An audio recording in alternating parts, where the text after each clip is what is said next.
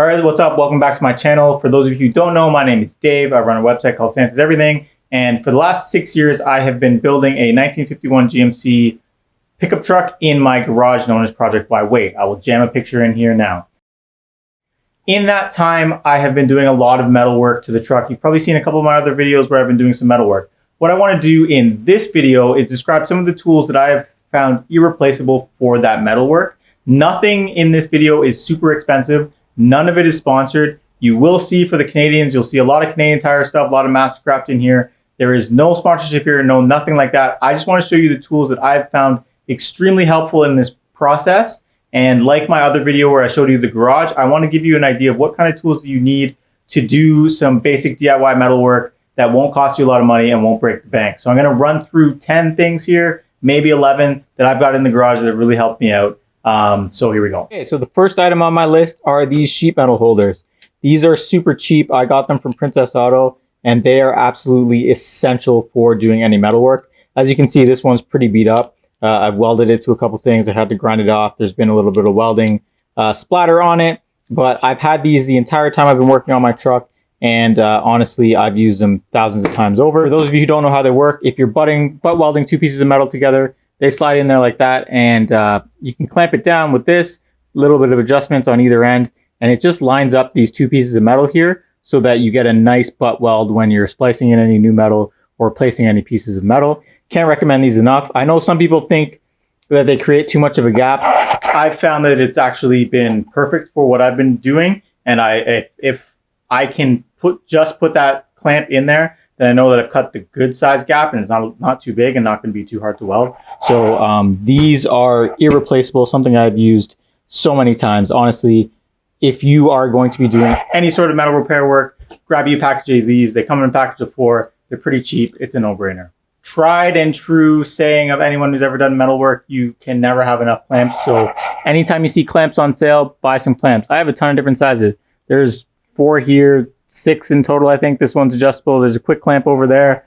I've got 1, 2, 3, 4 in use right there. I've got a broken one in that pile over there. I have clamps all over this garage. I like to be able to just reach over and grab a clamp and never have to worry about running out of them. I do want to get specific vice grip sheet metal clamps at some point, but for now, these C-clamps do the job. Okay, next up, we've got your basic safety equipment. So gloves. I like mechanics gloves. I like to get the ones with the leather palm.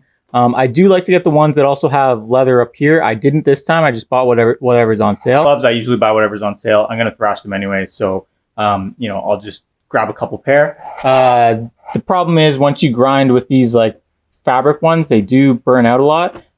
You can really see it on this hand here. This is where it sparks from the grinder and it just goes through it.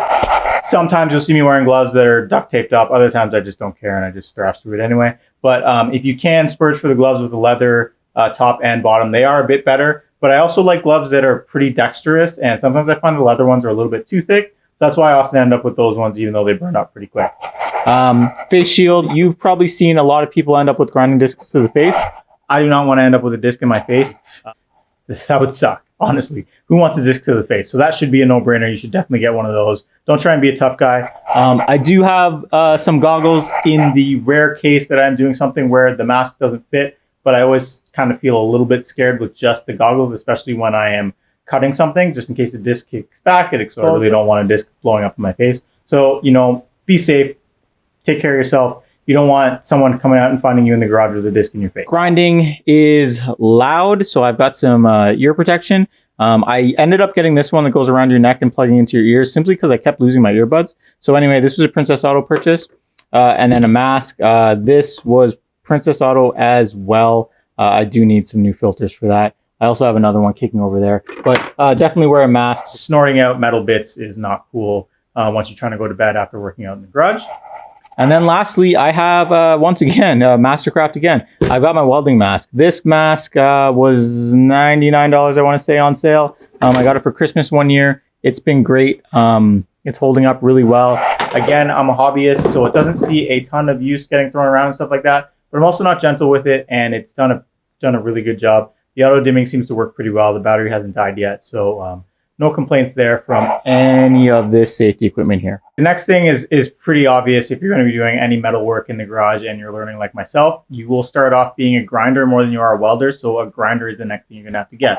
This is a simple Mastercraft 6 amp grinder. I bought this like everything else 6 years ago when I started this project, and everybody said this grinder was going to let me down. It was going to fail. It was not going to work. This is my only grinder. I use it all the time, and it is still working. It is still kicking. If you look at the cord, I actually cut through it at one point and soldered it back together, and it does not care. It does everything it needs to do. It has not let any of the magic smoke out, and honestly, it's been a great purchase. I know that when I do get my next grinder, I'm probably going to try and get a wireless one because it does get a little cumbersome, obviously, since I cut through it. But for now, it's been great, and I'll just wait for it to die. And, you know, honestly, it may never die. Moving on from grinder, the next thing is obviously grinding discs. Now, while I did go a little bit cheap on the grinder, I have found that you shouldn't go cheap on your flap discs. These Walter Flex Steel Eco Trim models are great. I bought a whole package of them off Amazon years ago. You can see I bought two, 60 and 80 grit, and I have barely made a dent in them, and I've done a lot of work. You know, my firewall, my bed, my floor, my cab corners. I've been using these grinding discs a lot, and they last a very long time. Sorry. I've been using these flap discs a lot, and they last a very long time. And one thing that's cool about them is that you can trim them down. So this is what they start out as, and this is about as far down as you can use it. You can see that I've trimmed all the way to this line here to be able to get a little bit more out of this. And it's just really awesome to be able to sort of use a disc down to this point and get my money out of it. I make sure to use all of my discs to pretty much this point, including my cutting discs. My cutting discs are just Mastercraft, but eventually once I burn through the Mastercraft ones I got, I do want to probably step up to some Walter ones. They're going to be a bit safer and last a little bit longer. Next item is actually a freebie.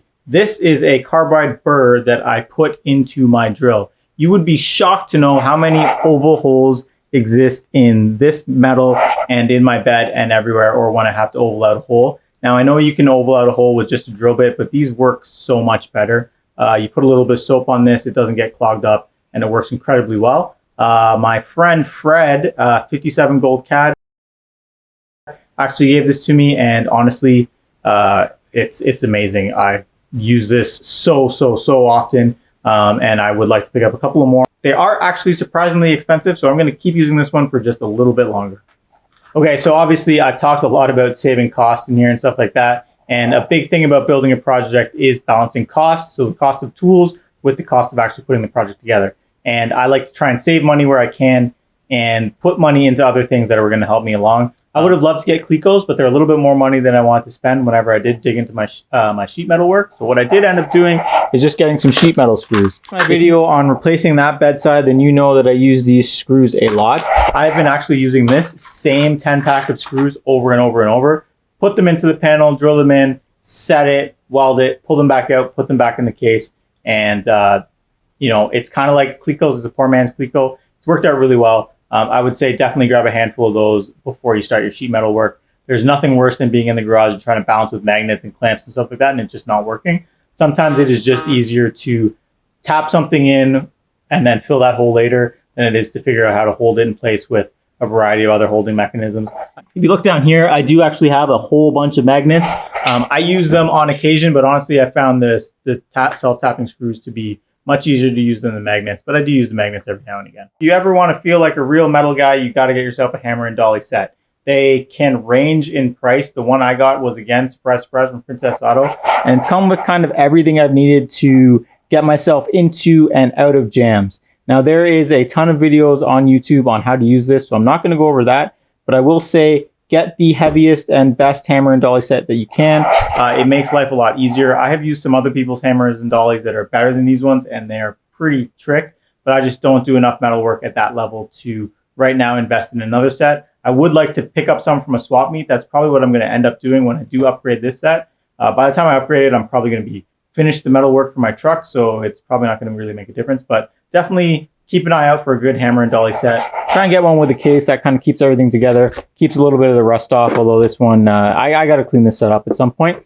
Also, be careful not to leave your case too close to your heater and then pick it up, or you will put 1, 2, 3, fingerprints in the case. That was a dumb move, but it's all good. This has been working really well.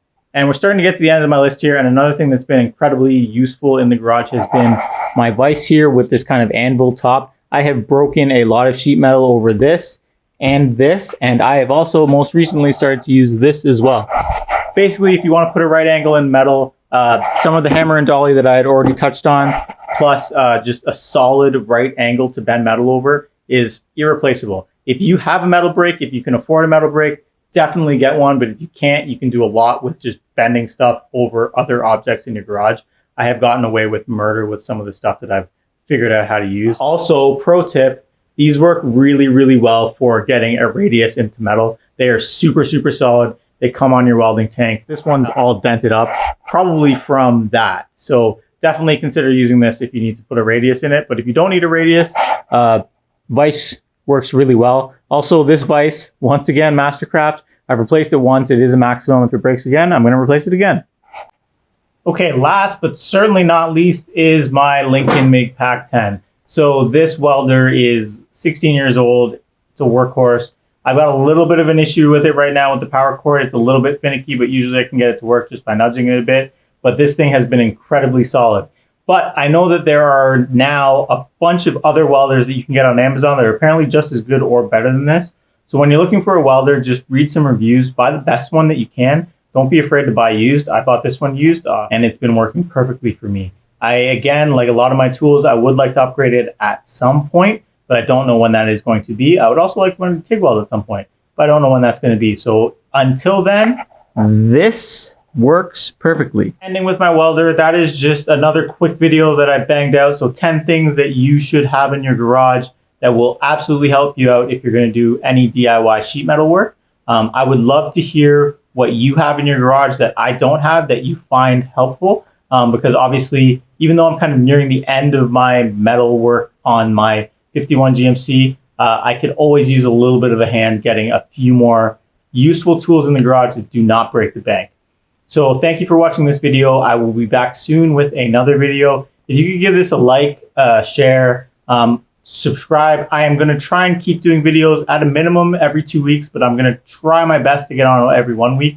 It's been a little bit hard lately. Summer gets a bit busy, but I am absolutely going to do my best. So please leave me a comment if there's something you want to see, if there's something you want to see more of, if there is a tool in here that you want to see me use or how I use it, or you just have some questions about, leave a comment and I will 100% reply and maybe do a few more DIY videos on using some of these tools. The next thing I'm going to do for my bedside is going to be some of the body work. So it's going to take me a little bit to get to a point where I can start that, but we will hop into that next.